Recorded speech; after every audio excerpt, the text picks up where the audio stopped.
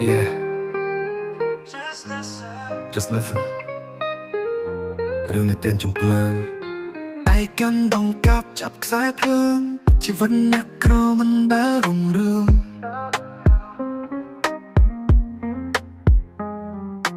ឡើងតែបងគោលមកប្រឡាក់ឈូងមិនតែបានធ្នន់ស្រែកដូចសាច់ใจ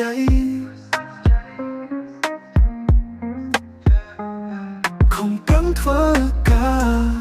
ហាក់តែហាភ្លៀវដូរបានត្រឹមតែដាក់កម្រៃបន្តិចបន្តួច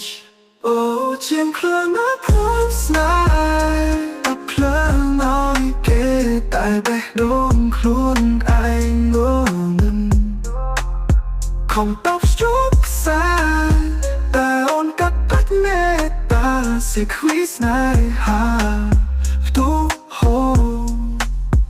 តែគ្មានសល់មួយតំសក់តែគ្មានមួយលួយពេលមួយតំសក់តែគ្មានសល់តែបងទៅខ្លួនច្បាស់ណាស់បងប្រាប់ជាជាងភ្លើងមួយថ្ងៃនៅថ្ងៃនៅតែលើបងគោលហើយកាត់តែទៅវិញនឹងទៅការមិនមែនកាត់តែចដោតឡាទំនាក់ពីនេះពេលខ្លះឆ្លងភ្លើងឆបោស្ទើរស្លាប់តែវាមិនឈឺស្មើនឹងឃើញអូនដែរជាមួយគេនោះទេបើតបភ្លើងឲ្យគេភ្លឺពេញទីក្រុងតែបេះដូងបងវិញបងនឹកឆឹង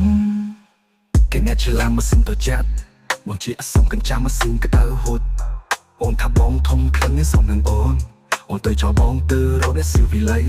សំទោសដែលបងមិនចេះនិយាយបានចេះតែរឿងភ្លើងឬអមរឿងអំពែអូជាងភ្លើងណាភួមស្នេហ៍តោភ្លើងឲ្យគេតែបេះដូងខ្លួនឯងងងឹងខំតបជោគខ្សែ